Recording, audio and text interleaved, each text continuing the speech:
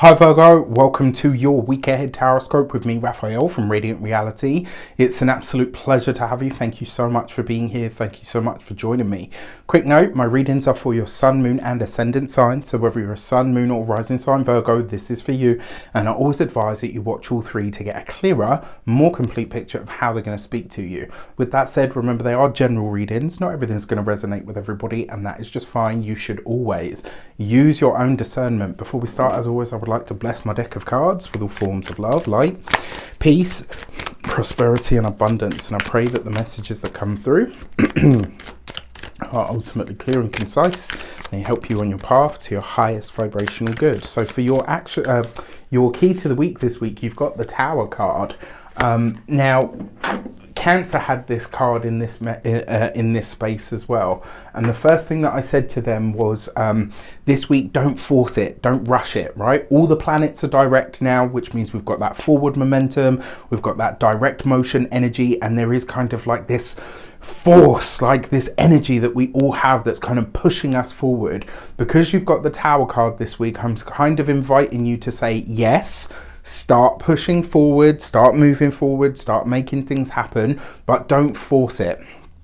Don't what's the word that I'm looking for? Don't go too hard too quickly. It's kind of like any journey, right? Especially like a gym journey or like a running journey. You don't just go out and run a 5k or a 10k straight away, do you? You start slowly and you incrementally build. That's what you're being encouraged to do in all of these different sectors of your life this week.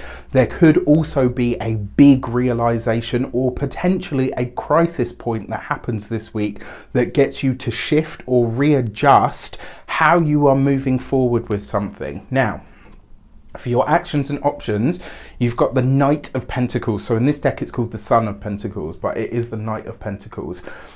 What I love most about this is the slow, steady energy that you need. And then you've got the Tower card, which almost suggests that there's a feeling of maybe driving with your brakes on, even though all of the planets are direct this week. And so what this tells me is you are taking your time with something, but you maybe you've got somebody in the background that's rushing you to push for a deadline of some sort. You might push back, or you might decide to push back on a deadline this week. And slow and steady really is going to win this race. Slow, steady and committed is what's going to get you to where you want or need to be over the course of this next 3 months, right? As all planets are direct. So yes, it's go time. Yes, be excited. Yes, be dynamic. Yes, start making things happen, but not all at once right now, okay? Like, just take your time with it. The other thing with the Knight of Pentacles, I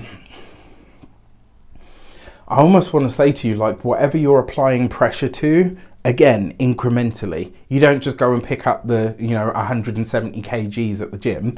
I don't know. I mean, unless you're like, the guy from Game of Thrones, the Thor guy. If you're him, then yeah, like you do that in your sleep. But the rest of us mere mortals, no. Okay. For your communications and conversations, you've got the Moon card. Okay. When it comes to communications this week, just to get a little bit more serious and a bit more focused, with the Tower card and the Moon, when these two come up together, this is potentially a bust up, an argument or an issue that arises out of a complete misunderstanding. All right. If somebody says something to you this week, I'm glad you've actually got the Knight of Pentacles here as well, because it's bringing a steady energy. If someone says something to you this week and you think, what the wait, what? Like, before you react to it, ask them to repeat what they've said. All right, like, this is one of those moments, because the Moon card is confusion in communications, because it's in the communication sector. With the Tower card, this could be a misunderstanding, a complete misunderstanding that just completely gets out of hand.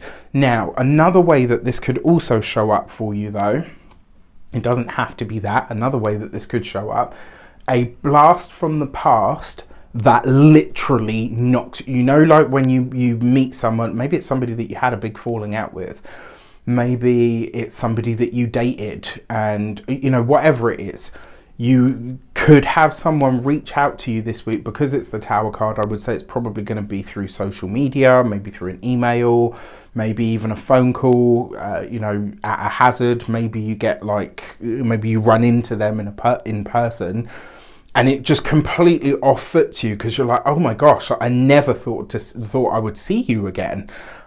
This could be somebody that you actually were once upon a time very close to, that you've lost touch with. Maybe you haven't seen them in a long time. Maybe you just fell out, whatever it is. Seeing them could be kind of like, whoa, like it could be a real sort of like WTF moment. And if that is the case, take it and ask yourself, why am I having this reconnection right now? What is you know, and it might literally just be a coincidence. I don't personally believe in those. Ask yourself, what was I thinking about just before I ran into this person or I had this blast from the past? What was processing through me at the moment that I reconnected to this person? Whether it was conscious, whether it was unconscious, whether you manifested it subconsciously, whether it's something that you called for, whether it's something that just happened. What were you thinking, feeling? What were you putting out? What was your frequency broadcasting at that moment? Because that's going to tell you how it came about. And more importantly, what the purpose of that reconnection might be. Another way that this could also show up is literally like something that you're doing, some work, or maybe, like some work that you're doing at night. I will also say as well, so if you're doing things like what I'm doing, like YouTube or podcasts, etc., you could be working on something that takes you very late into the night, like to the point where it's like, okay, I'm cross-eyed from looking at the screen at this point. For those of you that are study or in some form of academia, you might not fully agree with something that is presented to you this week, and your first reaction may be to rebel against it. I urge you to ask yourself what in your history is kind of rearing its ugly head with what you're being presented. It's not to say that, you know, you're not right. It's just to say, like, this might be one of those times where more objectivity is needed. For those of you that are employed by somebody else,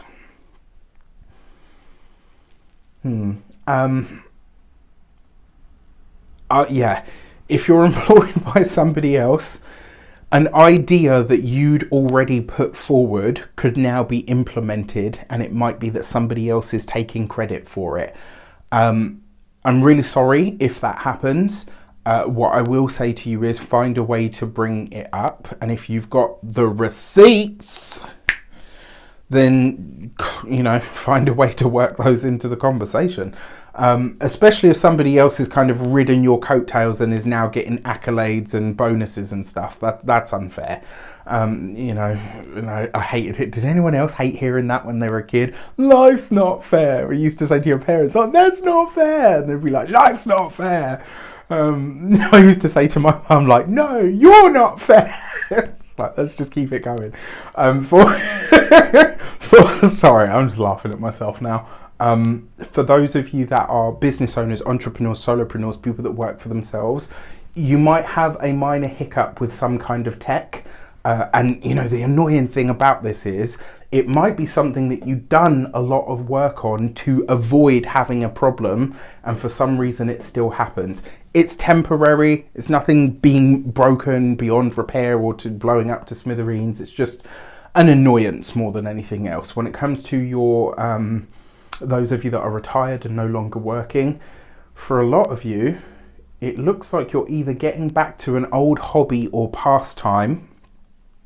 And it might be that for some of you, you're preparing or gearing up to change locations or to downsize. For those of you that are, you know, maybe you're in a home that is too big for you now, that you don't need anymore, and it's like, okay, maybe we get a smaller place and have, you know, a nice little chunk of money in the back pocket. There could certainly be conversations around that this week.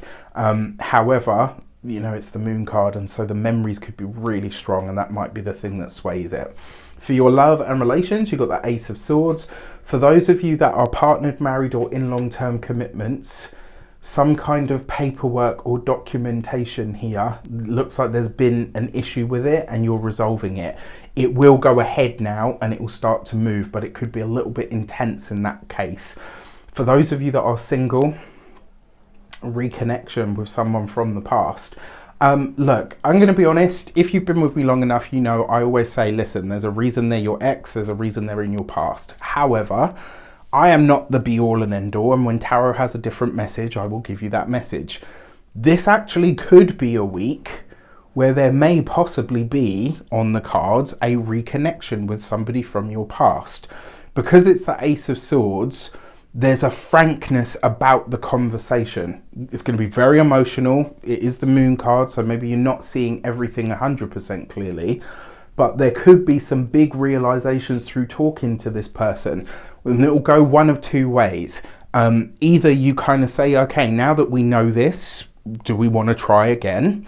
Or it could be, you know what, now that I know this, I can see how I've been or what I need to change or to work on, and I'm ready to move forward.